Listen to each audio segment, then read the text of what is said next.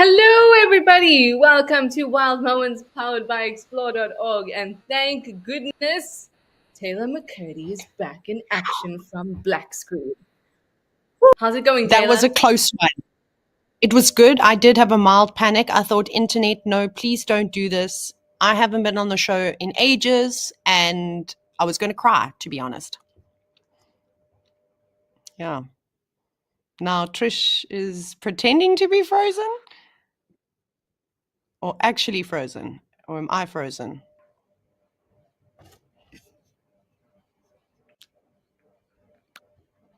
I don't know if I should just keep talking, everybody. It seems like we all might be glitching today. Either that or Trish is a fantastic actress. I'm going to refresh my feed. Nope, I'm not going to because the powers that Oh be. no, it seems. Sorry, everyone. Coast just messaged me now. Oh, I hope you all got screenshots of that. Coast is like, no, you're live. You're live. I it was really me. That was spectacular, Trish. I love that face so much. It was, I was like, wow, you oh, practicing like miming skills, which was amazing. I thought, yeah, exactly. You weren't even, I was like, you weren't even breathing. and here I was thinking, oh my goodness. I mean, I'm in the middle of the bush. Sometimes the internet doesn't work very well, and I was scared that it wouldn't, and my Skype updating and all this kind of thing. And then I had robotic Taylor, and I was like, no, don't happen. It was amazing. That has literally just turned my whole day around. Thank you so much. Sorry for everybody else. We're professional, we promise. Yeah. Don't they call you Taylor Professional McCurdy? They do. I actually legally changed my second name last week. Thank you for letting everyone know. Yeah. Yeah. A very quick and easy, efficient place to do it is in Hoodspray, everybody. Absolutely. Anyway, 100%. now let us start again. Welcome, everyone, to Wild Moments by Explore.org. It's wonderful to have Taylor on board again. Gosh, I miss this girl. I really do. Although it was So sweet. wonderful to have Mike Fitz on last week, and he gave us some great insights and a lot of interesting comparisons between what he is with bears in North America to what we experience Hmm. here in Africa. So it was Oh, it was so wow. cool, Taylor. So cool. He'll be joining us I'm going to have to go back. again. Yeah, Oh, you must. Such an amazing person. But I am very happy to see you, Taylor, and I'm very happy to see all of you as well, or hear all of you as well. Not really, because my chat is not working. So hopefully Taylor can keep an eye on the chat. yes.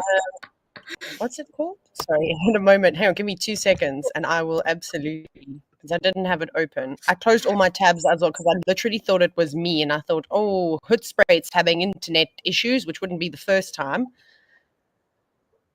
And We also can my stuff all, is not loading. if you could all just go and Google Lataba and then send them your difficulties and your disgruntled emails, Okay. we would appreciate it because they service both me and Taylor right now. Yeah, tell them. Anyway, And it's Taylor's unacceptable. going to have a Should be guests join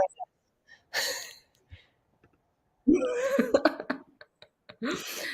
But I know that I can't now. see all of your hellos at the moment, but hopefully Taylor will be able to log in and then we can get through to them. But I can oh my goodness, they've popped through. They've through everybody.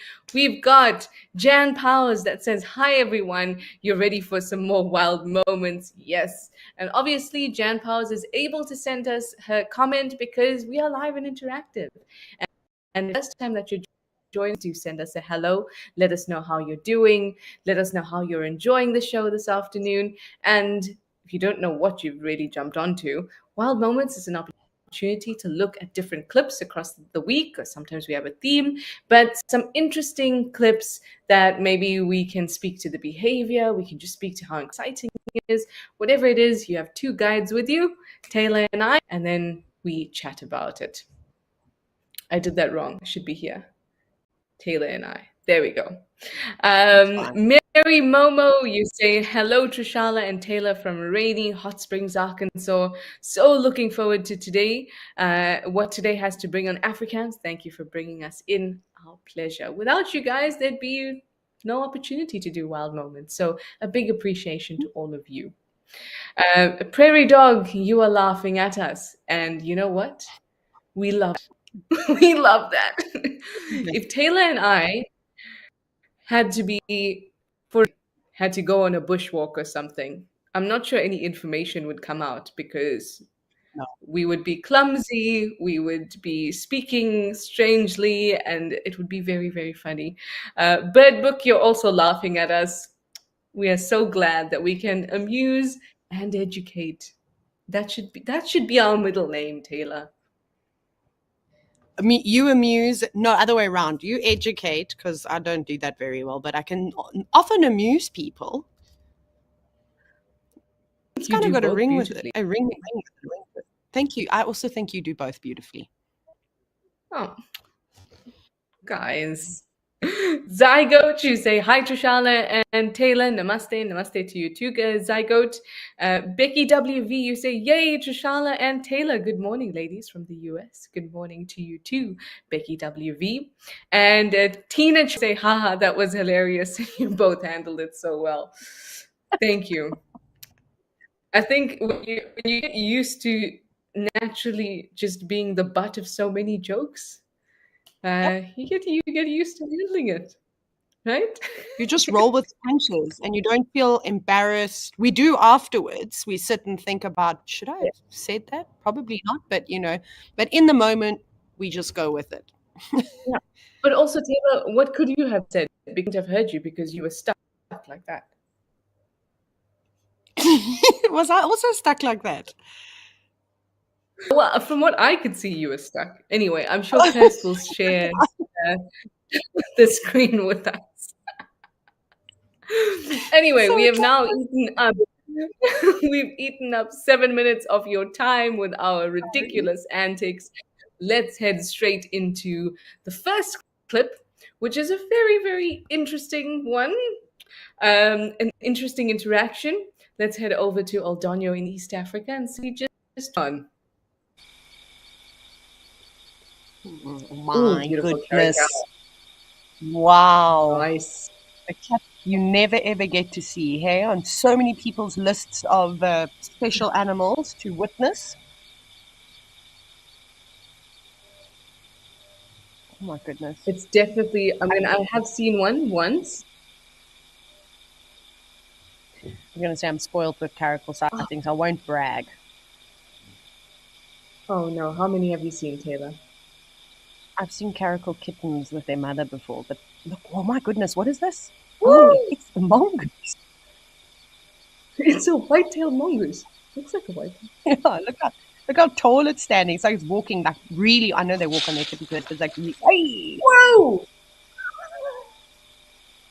my goodness. That Caracal probably didn't expect that. Oh, look, it's continuing. Oh, Wow. wow. Trish, Oh, and a hissing I'm in it gonna as go out well. and I'm gonna go out and say it. I'm making this needs to be recorded in scientific papers, but here we've got living proof as to why caracals are not seen very often. It's because their tails get bitten by white-tailed mongoose. I mean, that's obviously the only reason why we don't see them very often. Has to be. I mean, and they get constantly intimidated because the white-tailed mongoose doesn't just bite them, but then aggressively, intimidatingly circles them. That's unbelievable.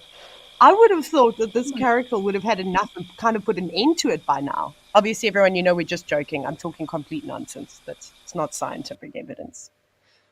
But you know what the, Wow. the interesting thing there is, apart from the fact that it's absolutely hilarious because the caracal is responding exactly like a house cat. Yeah. Of the cats do behave just like house cats. From caracal lions, they can behave like sometimes. Yeah. But I would think if I were that caracal, as a caracal who read the books on myself, I would Yeah. think Obvious. that's a great prey item. Yeah. But Why you not could grab actually it see, quickly? yeah. And I think it speaks so much to the power of a display, of an animal's display. Because that Yeah. wild-tailed mongoose came in there, back arched, fluffed up, trying to make itself appear as big as possible. And when Yeah. it was actually next to the caracal, the size difference in terms of how it looked wasn't massive anymore. No. No. Good move on the white-tailed mongoose. And yeah, like you say, I wonder how different it would have been if the white-tailed mongoose approached from the other side of the waterhole and the caracal actually saw it. if it would have then tried to catch Yeah. it, or if they would have just peacefully drank together at the water hole. Look at this. Wait, yo, that must have hurt. Good sharp teeth. And it got right at the base of the tail and got it properly, you know? Yeah. Also, good job to whoever was controlling the cameras, Zooming. because goodness, I feel like it captured the best of the best moments. Coming That back was for more.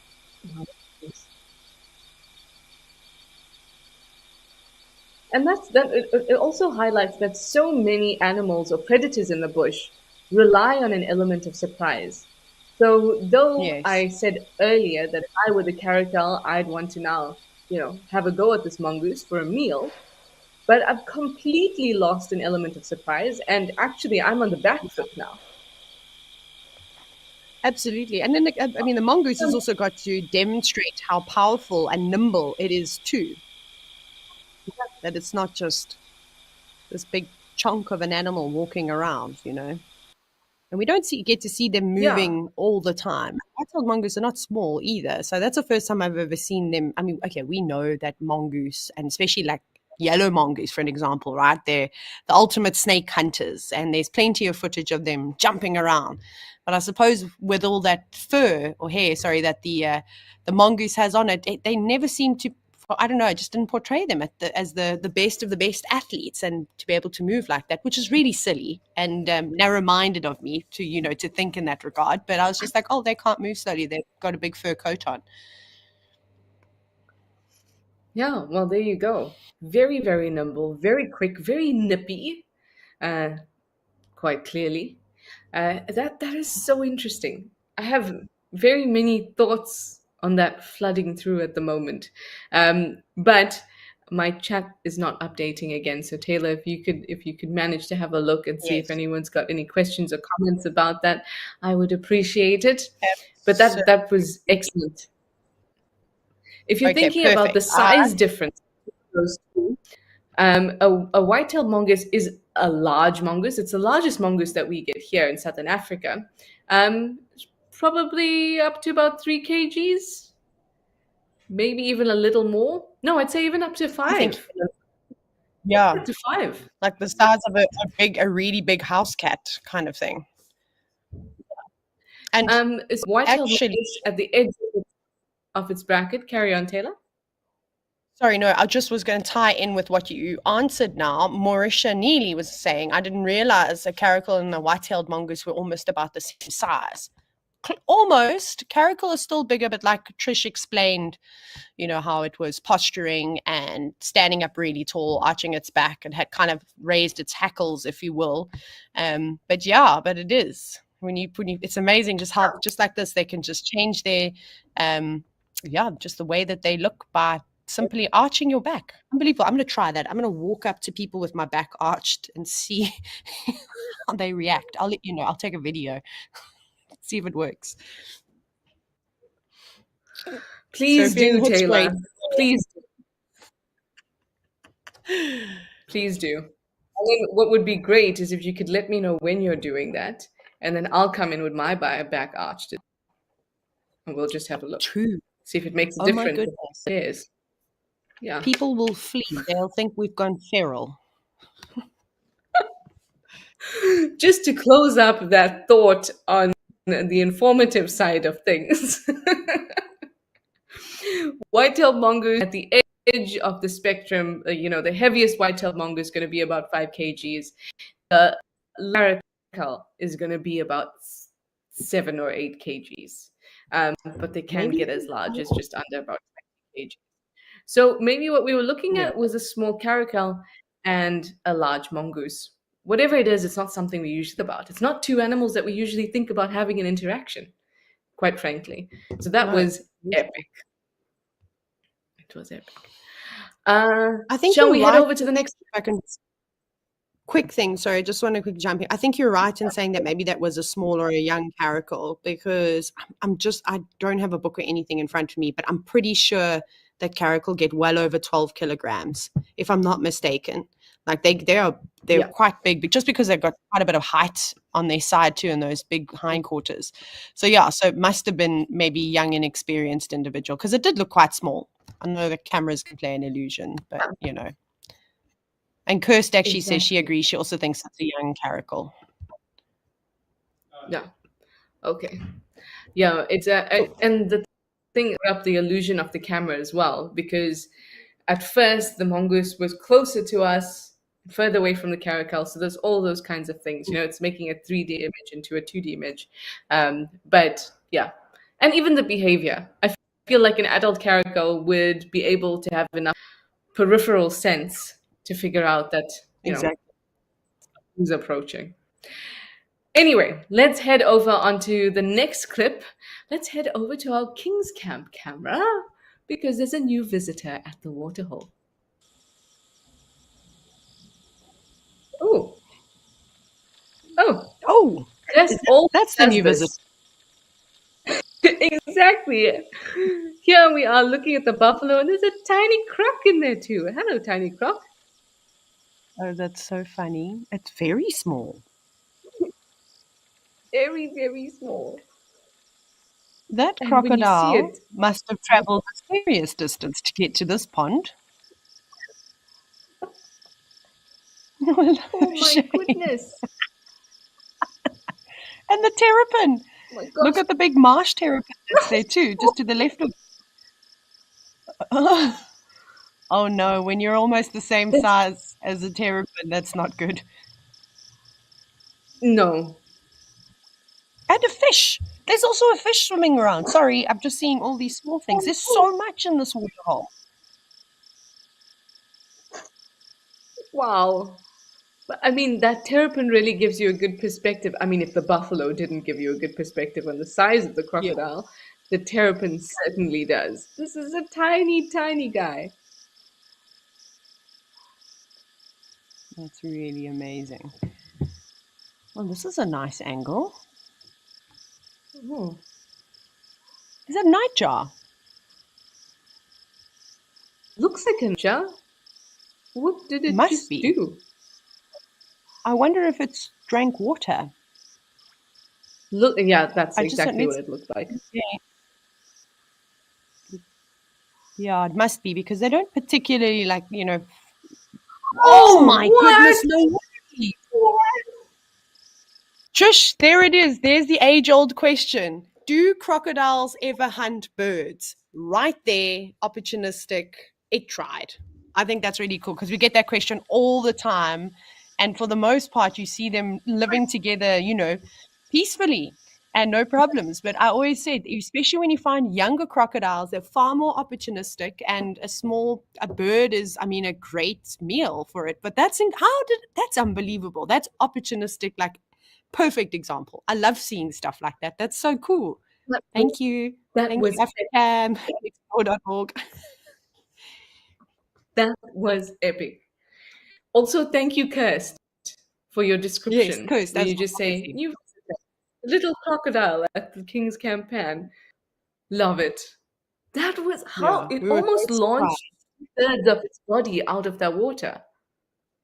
Absolutely. Again, they're just such powerful animals. Even, I mean, it's not that you and I would necessarily fear a young crocodile like that, right? But if it were to grab hold of you and your hand, especially, I think you're going to lose a few digits.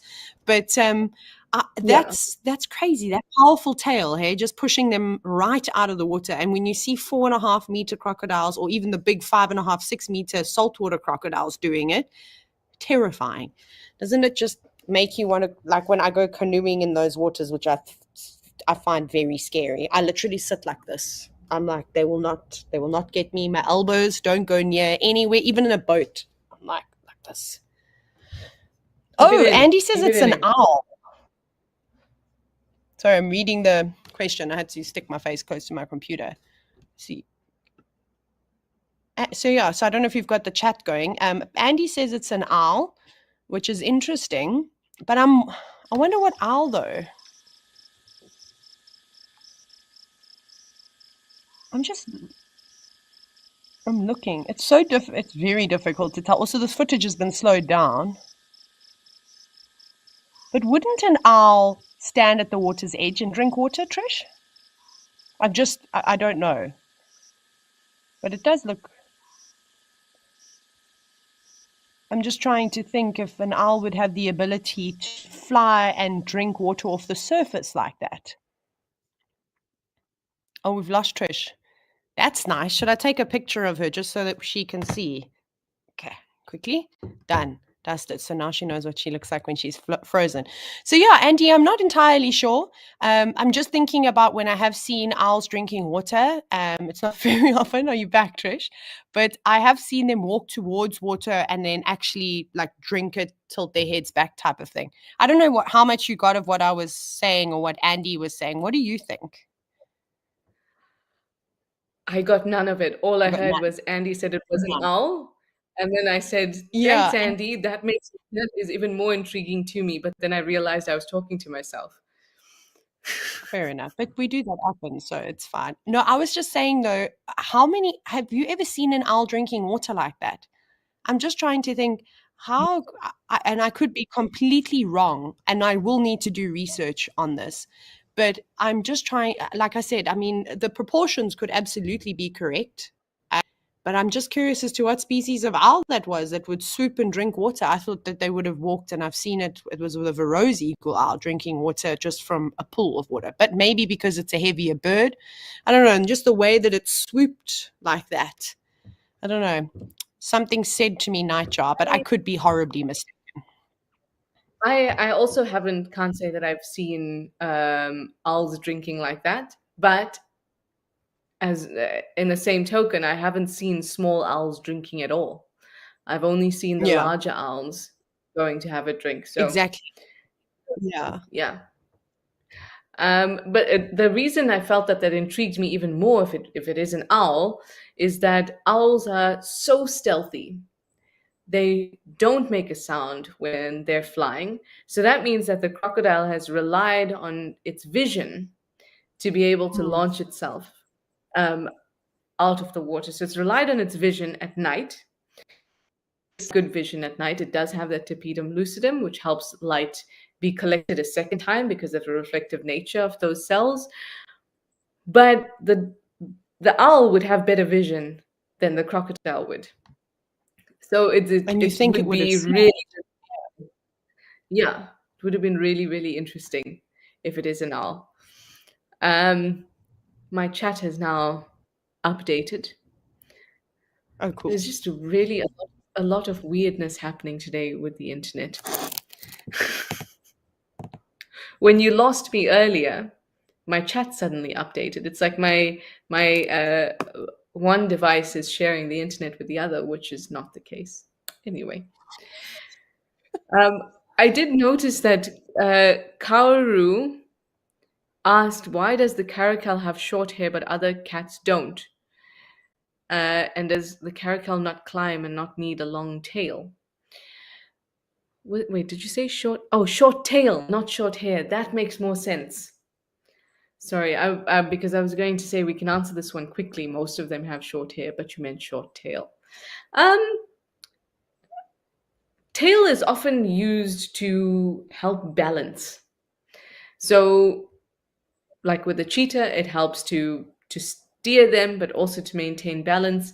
With a lion, I mean, honestly, their tail is very skinny for a lion. It doesn't really do anything besides swat things away. With the leopard, when you see a leopard climb a tree, the tail does hug and assist it. But ultimately, those are all modifications to a tail when the actual specific purpose of the tail is to cover an anus, because the flesh around an anus is thin, it's exposed, and lots of parasites and pests can get in there. So anything that happens outside, or any adaptation that the tail is used for after that, is just extra. So because of the caracal is not generally climbing a whole lot of trees, I have seen caracals climb a tree Of before, course. but that's not like, they're not pulling wasting kills into it. Maybe there was no selective pressure for it to get a larger tail. Yeah, Sorry, this is what I happens agree. when I suddenly catch up on questions. I word vomit information. Okay, shall we head over to the next clip, Taylor? Yes, let's do that. Let's do it. Okay, it's also a crocodile, and it's at Big Falls. But this is not the crocodile, this is a lovely buffalo. Hello. Accompanied by cattle egrets and a blacksmith lapwing. Oh, there it comes, Trish. Do you see it on the right? Excuse me. Yes, I do. Oh no. Oh, I'm just going to mute It myself. has to be our crocodile friend that likes to catch or attempt to catch elephants. Who would go for a fully grown buffalo? Unless he's going to go Not cuddle up many. next to it, but I highly doubt that. Looks like the buffalo just spotted that kind of in the corner of its eye. No, it's It just looked like it. watching It did. away. It moved its head, right? Yeah, I also thought for a moment, like maybe when you think you see something over your shoulder and you go, oh no, it was nothing. Oh my goodness! Now it's creating tidal waves.